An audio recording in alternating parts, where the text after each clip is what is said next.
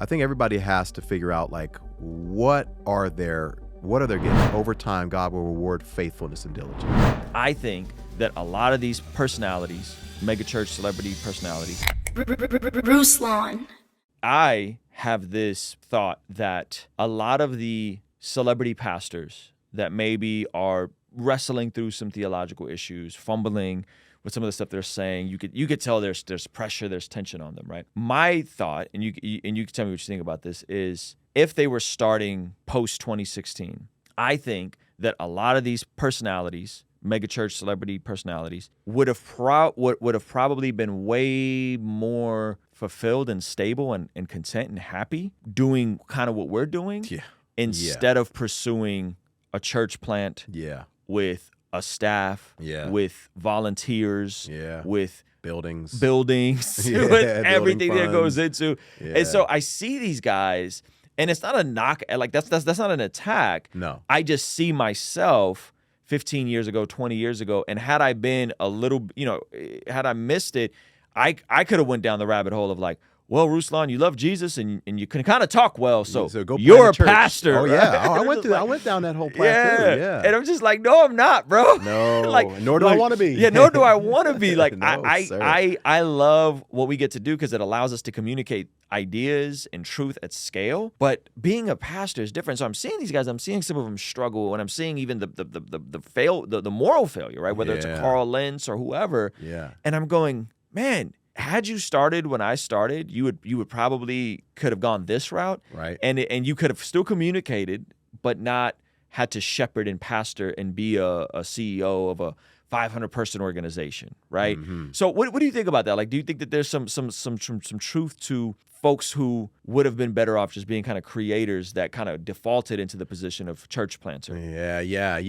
I think that everybody has to figure out like what are their gifts. For me, I fell into that where I went to seminary, graduated 2004, and I think the old school way, the traditional way is if you have a good, solid understanding of the Bible and you have a theological education and you can halfway decent speak, then you can speak halfway decently, you should go plant a church and be a pastor, right?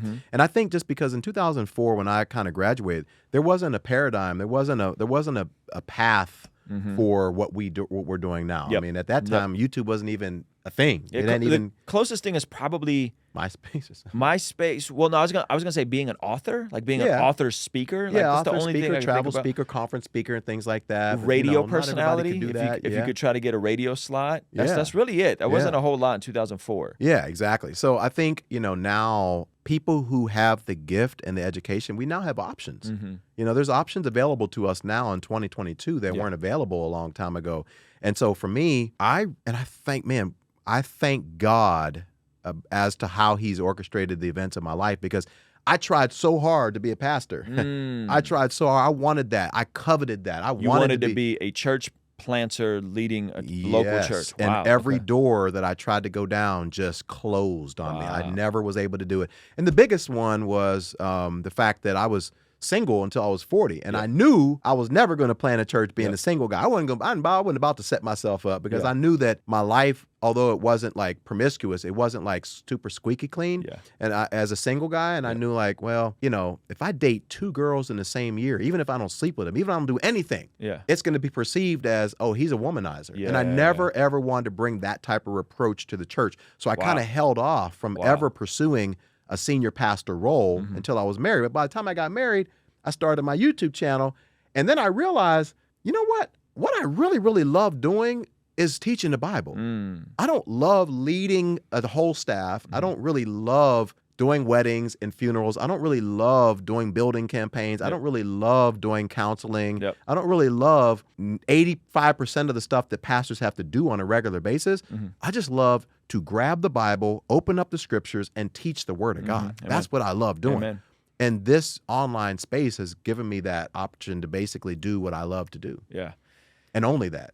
It's something special, man. It's something special to be able to primarily anchor it. I mean, obviously we have to consider thumbnails and what are people interested in, and SEO and all those titles and all that stuff. But it is such an amazing privilege, and I would say, in my opinion, connected to the providence of God of us being born in this season, in this life. You being a little older, but being single until you were 40.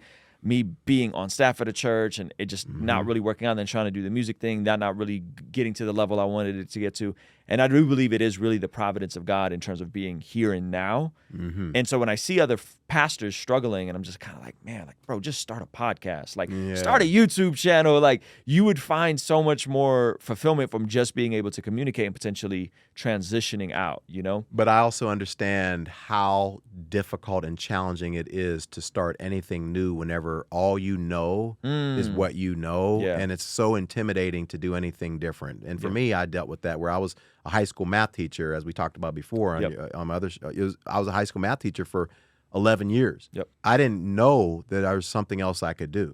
I never knew that there was a possibility that I could be a full-time Christian creator. Like I didn't know that that was even a thing and that was even possible. But hopefully you and I can be people who can inspire this next generation to show them like, look, you do have options. Now, it don't happen overnight. It don't I mean, happen you don't overnight. get this studio, guys, and being able to sit here with nice, expensive microphones and lights and cameras and all that stuff 1 year after you starting on YouTube. And that's a whole nother thing. You got to be able to, I mean, just in general in life, whether you're a YouTuber, whether you're a chef, whether you're a business person, whatever, like you got to be willing to put in the work. Like if there's one piece of advice I can give this next generation is don't look at where we are right now, many, many years into this. I've been doing this 7 years and think, oh, you know, I'm going to get there. Like I was talking with somebody yesterday and I was like, yeah, after 1 year on YouTube, I had 1,564 subscribers with no ad revenue because I wasn't even monetized. And I could have been like, psh, I just put out 52 videos because I never missed a week my first year on YouTube. I was consistent every Tuesday. I could have been like, man, this isn't going to work. You know, I still don't have the 30 or 40,000 subscribers that I see other people, which at the time I was like, wow, 30,000 subscribers. That's I'm never going to ever get there, you know? But, you know, God, over time, God will reward faithfulness and diligence. And I will add to that, I do believe that having folks have gone further and tried different things like you, like what I'm doing, and then us having resource and being able to point back and say, hey, this is what worked for us. This is what didn't work for us. This is how you can try it. I do believe that it can condense that window. Oh, yes. Yes. Because I didn't have that. But you still have to go through the process and the trial and error of finding your own voice and figuring out what kind of channel do I want to do? What kind of channel do I not want to do? So on and so forth. And I think that's, not everyone can condense that part of it because they can get all the game. They can sit down with you for 2 hours. You can walk them through everything. They can sit down with me. They can sit down with Sean from Think Media. They could sit down with Mike Winger. They can sit down with whoever, and they'll give them the blueprint. But you still got to figure out a way to take it, own it, apply it, experiment, try different formats to get it to work for you.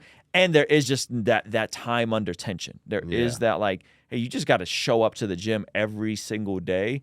And those results may not come for months, if not years, right? Hey, if you enjoyed this video and you want to see the full extended version of this podcast, be sure to sign up for our Patreon community for only $5 a month. It'll really help us continue contextualizing the gospel using YouTube, media, and podcasting. And in exchange, you will get full unedited versions of the podcast, of our daily after party streams, a discount for our merch store, and exclusive access to our private Discord server. It's only $5 a month. The link for Patreon is in the description of this video as well as the pinned comment below. If you're feeling like, yeah, I don't think I want to sign up for $5 a month, that's okay. We also have links in the description of this video where you can make a one-time contribution on Venmo, Cash App, or PayPal. But we really want to get you over on Patreon. So again, hit the link in the description, sign up now, and I'll see you over there, all right?